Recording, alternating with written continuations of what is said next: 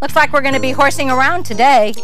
Of course, we're in Kentucky and we're quilting for our horses. Well, I left mine at home. Do you think I could borrow yours? Sure, saddle up. Let's start the show. Quilt Central is made possible in part by Bernina of America.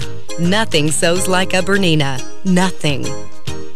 Quilting Machines International, providing quilting machines and supplies for the world. Sulky of America, taking creativity to new heights with decorated threads, stabilizers, and books. American Professional Quilting Systems, hand-guided elegance. The American Quilters Society, dedicated to promoting today's quilter. Paducah, McCracken County Convention and Visitors Bureau. Paducah, where no one is a stranger. Additional funding was provided by these companies that care about quilting.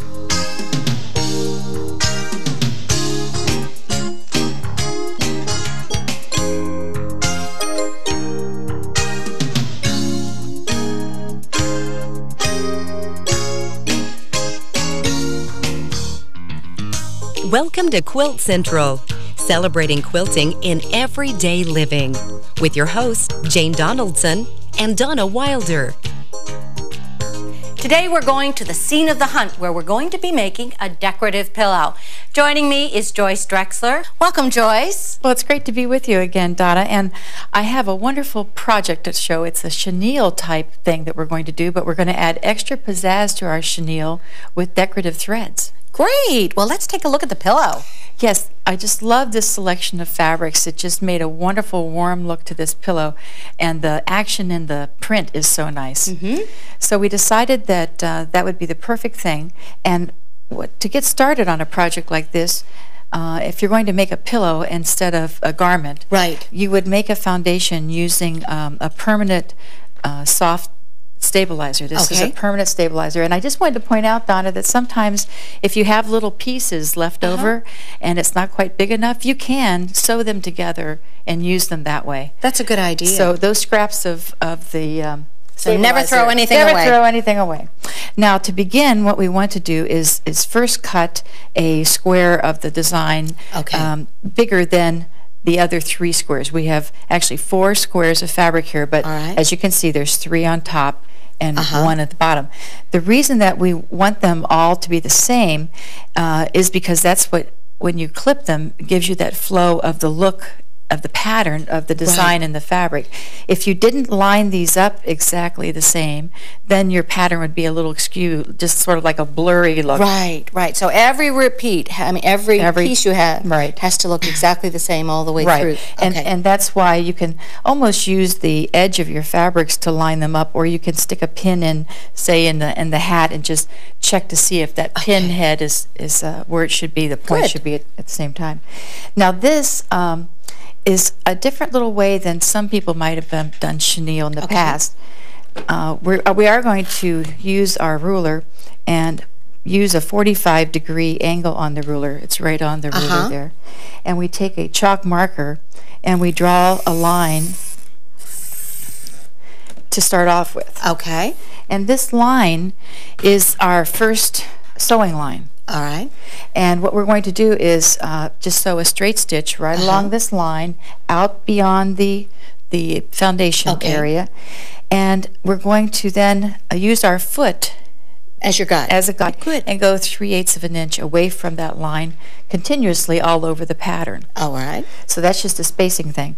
Now, to get the thread look that we want inside, we will take and you know, all the little spools of the new Holoshimmer type thread, this very shiny thread, they have snap spools where the ends are always kept, so it's always kept nice and neat. That is such a nice thing, so they don't ravel all over. That's right, but for this technique, we're going to just unravel a bunch of it, and we're going to put one color, a different color on each level of the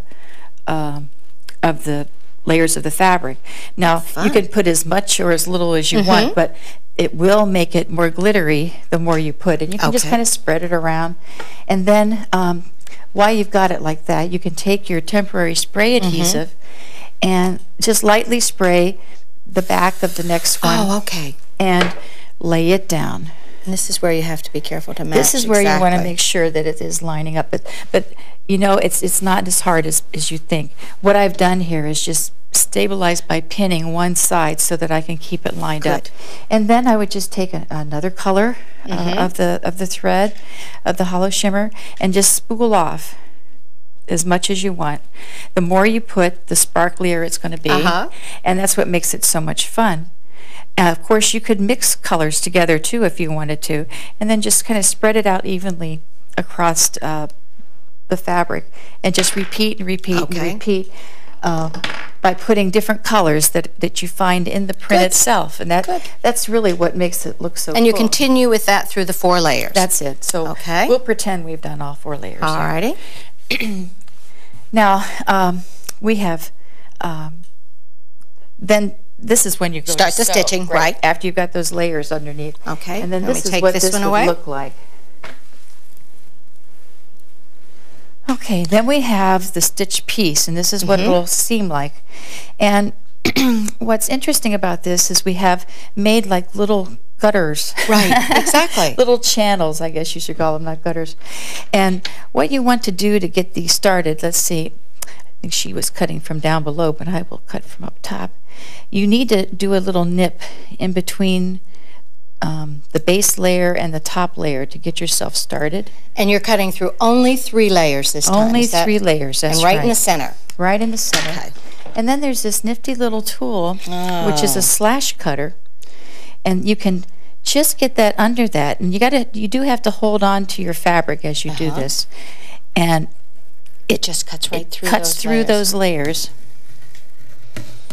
And it is sometimes a little tug because you come across one of those metal threads. Right. And so it may seem like it's a little harder than what you're used to starting off, but it's really... I think you've got several layers. I got to clip that one a little bit more.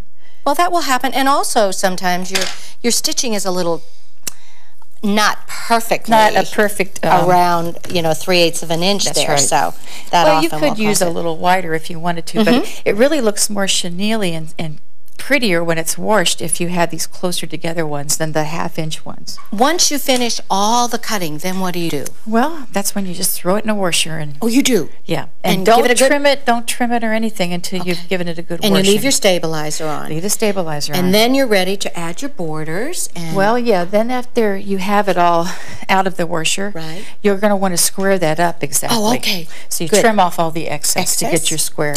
And then we start adding the borders. That's great. So you've selected 3 borders. 3 borders.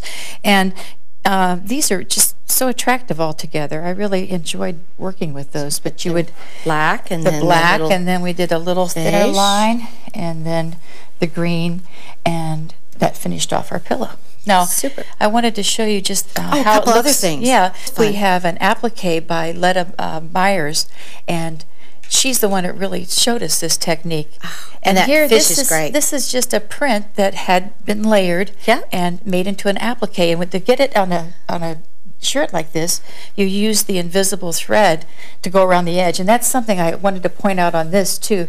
Before you go and wash this, it's important that you go around on the edge with a invisible type thread, sewing the edges down. Good. Otherwise, it might come apart for you. And as we wind this up, I want them to see those wonderful flag bags that you did. Well, thank you. And we'll just Patty Lee actually did those for me. Yeah. Great. Yeah. Let's take one look at the project, and thank you for joining me today. Well, I had a great time. I have a little project that I've been working on, and I've asked a friend to come and help me work on this particular thing because it would make it much quicker. I've asked Paul Statler to come today. How are you today, Paul? Wonderful, Janie. I have a girlfriend, and she has horses, and I wanted to do something quilted special for her. And she has saddle blankets and what they call shipping boots that she puts on her horse. So I went and got a tracing off the shipping boot. It wraps right around the ankle of the horse and adheres with Velcro. It's kind of a decorative thing and also a protective thing when they're in the trailer. And a saddle blanket. I traced the size of her saddle blanket. And I've outlined them here on the fabric. And I have another color underneath, white. And so I can do a cutaway once I get it sewn in there and the white color will come up through. But I wasn't sure how to get the medallion onto the fabric or get it quilted in, but Paul has a quick and easy method because this automated machine has memory on it, doesn't it? Yes, it does. Can you tell us a little how it all works? Well, we can move this around the pattern, put it in, I already put it in record mode, and I just move it around it. And also, if you want to, you can scan this in and trace over it and put it in as a pattern that way. On playback, you can adjust the size of this, any size you want.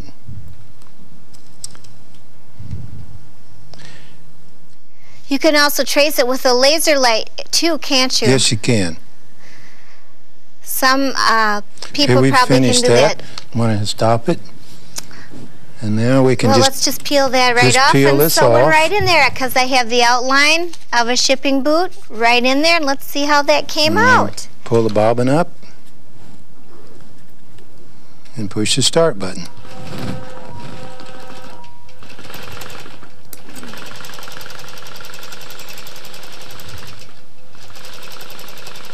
Paul, it's great that any long arm quilting machine can be automated. All right, you notice how it follows what I was tracing in. It's just beautiful. That's exactly what I wanted. And then we can save it in a memory, and if she needed a new set of shipping boots later, I could make it for her again. Yes. And just think what that could do for production. You could trace vests or patterns from house coats with a quilting pattern right down the sleeve, or you could do all kinds of pillowcase edges and everything, and then just save it. And every time you had a wedding to prepare for, you could just set this thing to go and you'd have the wedding gift all done. And you can adjust the size of this any size you want. Oh, so you can size the design smaller for the shipping boots and enlarge it for the saddle pad. So I'll have my little reverse applique almost ready. Beautiful. Thank you, Paul, for showing me that. I'm so excited about using this. Thank you for inviting me. What is it that makes the horse synonymous with Kentucky? There are numerous tracks and races all over the state, and you'll encounter the elegant equine on almost any country drive you happen to take. Early settlers to Kentucky arrived on horseback, and soon racing and breeding faster horses were popular pastimes. Today, the state sets the highest standards in both industries. The Kentucky Derby is the ultimate manifestation of those efforts. The first race in Louisville was held in May of 1875. It is the first race in the National Triple Crown Series. Today, the Run for the Roses is the oldest continuously run and most prestigious race for thoroughbreds in the United States. Kentucky holds this animal in such high esteem that the state has dedicated over 1,000 acres to the Kentucky Horse Park. Here you can take a self-guided farm tour, watch the parade of breeds, ride in various forms, and experience history at the International Museum of the Horse. The most comprehensive equestrian museum in the world. It is dedicated to telling the story of the enduring relationship between humans and horses.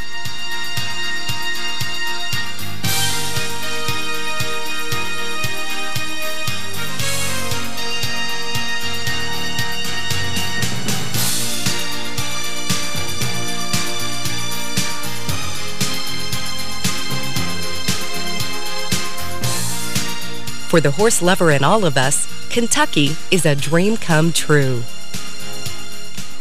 If you like stars and the flying geese pattern, I know you're going to enjoy the wonderful quilt display that my next guest is bringing us. Joining me is Gail Garber. Welcome, Gail. Thank you, Donna. And I know that the show today was about horses, and I know my quilts are not about horses, but I am from the West. I'm from New Mexico, grew up riding, and I continue to ride today on the ranches of friends in my state. Well, that's great. So it does tie into It does tie in, it's just a not in the horsewoman quilts. that makes quilts, right? Yes. Tell me about this exquisite top. This is my newest quilt top, and it's for the United We Stand exhibit for the American Quilters Society to memorialize the events of September 11. And this will be part of a traveling exhibit, so it should be on exhibit for 2 to 3 years. So it may actually come to a quilt show near you. Oh, good. And this sort of... Beautiful. Thank you. This symbolizes the type of quilt that I do today, and these are, go together a lot like a jigsaw puzzle. I draw them on a computer program called AutoCAD and do it all on the computer screen, and then I take my little diskette down to the blueprint store and hand it to them and go back the next day, and they give me my drawing all printed out. And you tell them what size you want. I do.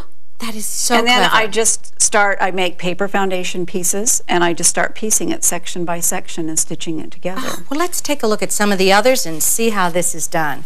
Let me move these over and we'll start. Okay. And I wanted to talk a little bit about the paper foundation piecing because they are pieced entirely on foundations. And here you see I use freezer paper, and the freezer paper is removed at the last. I left this on there so you could see it. Okay. But this is how they're all stitched. And you draw the pattern out, and that's what you follow when you do your stitching and your piecing. You sew with the fabric, with the paper on the top and the fabric on the bottom, and it's just absolutely as simple as stitching on the line. There's no more to it. You know, I've seen some of your quilts before, and I've always wondered, how does she do it so perfectly? So, well, you just sew on the line of the paper. Well, let's take a look at this. This is a small one. This is called ribbon geese, and my goal in this one was to make a block that was a block repeat pattern. And in this one, the geese start off small and then get larger. Okay, let me take this one out. And here we have another one. This is a little figurative one of, this is called Synchronicity. Oh, that's a good name. And the geese are taking flight from the marsh. And I made this just to demonstrate you don't need to make large elaborate quilts like the ones that I'm mostly known for. In this one I did a little extra thing because I was unhappy with the contrast in this quilt, so I added the black embroidery floss. Oh, is that what that is? Yeah. I was wondering how you got that little tiny black line around there. That's one strand of embroidery floss, and it's just a stem stitch right there on the edge. Perfect. It's like adding the lines in a coloring book, and it adds contrast to your quilt and just makes everything It really is pop right nice. out. Well, let's leave this one here and show us how this is done. How this works. We start with our drawing.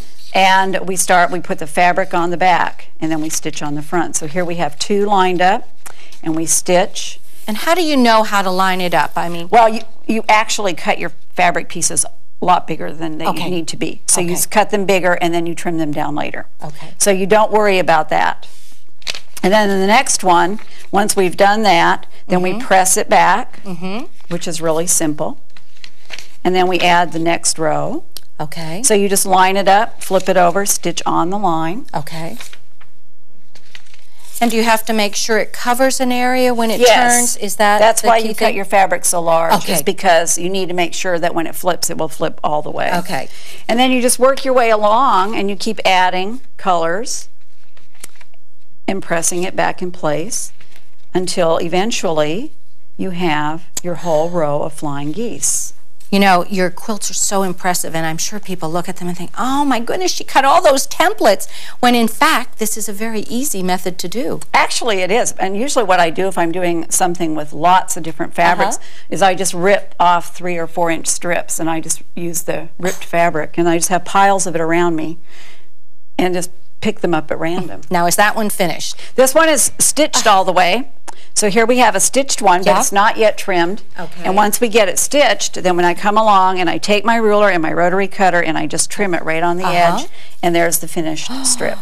It is so clever. And then how do we make them fit together? Yes, yes. I thought you might ask that. So here we have the 3 strips together, and the thing you'll notice are these little double hash marks. These are called match marks, and these are like the notches that you would have on a pattern. Making dresses. Right, and you match your match marks, and all the rest of the pieces just fit together between those curves, just like setting in a sleeve. And so here we have the finished piece. The finished piece. Great. Well, let me move these away, and you slide your other pieces over, and we'll take a look at some of those. And when I started doing these, it took me a while to figure out how to do all the things that are in the background. This one I call Autumn, and I was experimenting with different types of borders. So we have spirals border, and then the double row of flying geese. Most of my quilts always have flying geese in them somewhere. Yes, and it's sort of a trademark, I think, for you. It is. I didn't mean it to be that way, but it is. It turned out. And this is another one. This is called North by Northwest. Great. I love that little squiggly in the Isn't center. that fun? Yes. I like the little polka dots, too. Very much. This is just another simple one. This is called Celebration Star. And my challenge in this one, this was actually a mystery quilt I did for a show I was teaching at. And my challenge was to start with a 9-patch and then build the entire star around that. And it's sort of a scrappy feeling when you get all of this together, because in many instances you've got lots of different fabrics working together. I do, and actually in my larger quilts they are very scrappy. And my fabric stash at home is just a combination of different things colorized. One of the things that's unique about most of my quilts is the bold use of color. Yes. I love color, and I love for my quilts to stand out from a distance. I particularly like it if when I go into a building, if my quilt is hanging at the other end of the building, that I can see all the pieces and I can see the design. Well, they do. I can tell you from coming to quilt shows and seeing them. This is interesting. It almost looks like an Indian basket. This is a small one that I did for a challenge. This one is called Celestial Star, and it is very southwestern. Yeah, it looks that way. Now, the one behind us is probably one of my very favorites. It's called Cosmic Parade, and I'm particularly proud of this one. I love the way the colors work in this one, and we have fracturing in it. And in this particular one, the stars, when I'm making these, don't have to relate to the other stars. And the only thing that they have in common is that they happen to occupy the same space at the same time. Now, I know you made a garment that incorporates the same kind of flying geese design. So can you tell us a little bit about that one? The jacket that I brought to show you is one that I made because I wanted to show that you didn't need to piece them all together, and I made flying geese strips for the front where you can just make a simple goose strip and applique it to the bodice of a jacket or use it for a pocket trim. And then if you look at the back of the jacket, you could actually see that I just took 2 more goose strips and laid them on the body of the jacket and stitched them down. That looks great. Now, why don't we'll end up with the last quilt that you brought for us and tell us about that one. The last quilt that I brought is the first one I made in this style, and that one is called Big Bang, and I wanted to visualize 2 stars running into each other, a cool star and a warm star, and I wanted to create motion using flying geese. So what I did is I shaded the fabric from dark to light, and as the light gets closer to the star, it looks like the stars are actually in motion and they actually collide. Well, you did make a big bang with that one, and I want to thank you for joining us today. Your quilts are spectacular. Thank you so much for having me here. I have 3 little gizmos that help speed my work along, and I'd like to share them with you. One is this little wristband. It has a magnet on it, so it keeps my pins, and they're wherever I go, I have them right handy, and I can just take one and use it, and I really like that. The other thing I have is when you normally would pin your quilts to the leaders on a quilting machine, you can get one of these little tack guns, and the little plastic tacks come in many different lengths and many different strengths, and you can just tack your quilt top or quilt back right to it, or if you have the longer ones and you want to shorten them up, you can weave it through the fabric just like you would a pin and just get them right in there. And some of them just snap right off, so you can just yank your quilt right off those leaders, and some of them are a little tougher, so if you want to have your quilt a little more tight on the machine, you can pull against it. The other thing is these scissors. These are industrial nippers, and they have a little finger ring on them, so you can just snap them right up when you want them and clip the thread right off. I hope that will be of some help to you.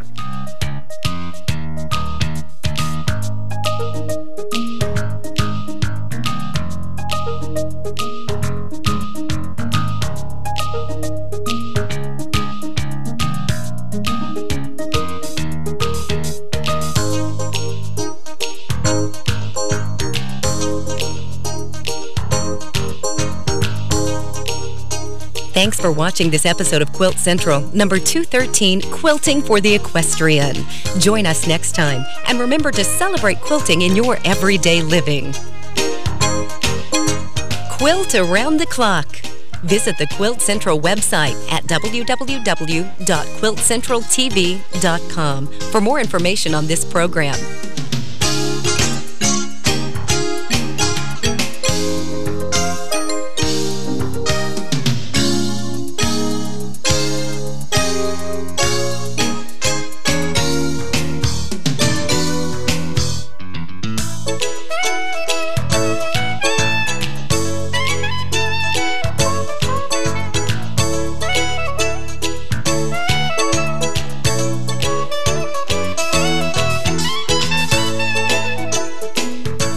Quilt Central is made possible in part by Bernina of America. Nothing sews like a Bernina. Nothing. Quilting Machines International, providing quilting machines and supplies for the world. Sulky of America, taking creativity to new heights with decorated threads, stabilizers, and books. American Professional Quilting Systems, hand-guided elegance. The American Quilters Society, dedicated to promoting today's quilter. Paducah, McCracken County Convention and Visitors Bureau. Paducah, where no one is a stranger. Additional funding was provided by these companies that care about quilting.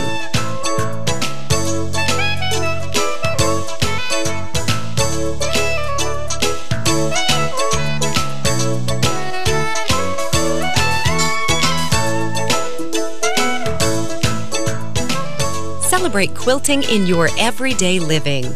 To purchase videotapes of this or any episode of Quilt Central, you may call 1-866-PADUCAH.